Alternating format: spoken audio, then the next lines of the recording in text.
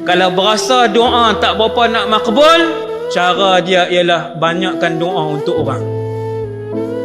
Ini rahsia saya beritahu malam ni yang disampaikan oleh Rasulullah sallallahu alaihi wasallam. Doa kamu untuk saudara kamu. Kamu tak kenal dia, dia bukan bos kamu, dia bukan janjikan harta untuk kamu, projek untuk kamu, tapi kamu doa dia istiqamah.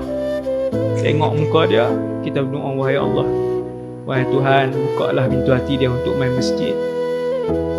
Kata Rasulullah, doa satu muslim kepada muslim yang lain tidak ditolak oleh Allah, sebab tak ada kepentingan.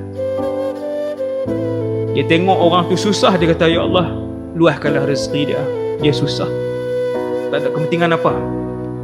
Tak ada makhluk tahu, bahkan kita berdoa di dalam hati dan diri kita seorang saja.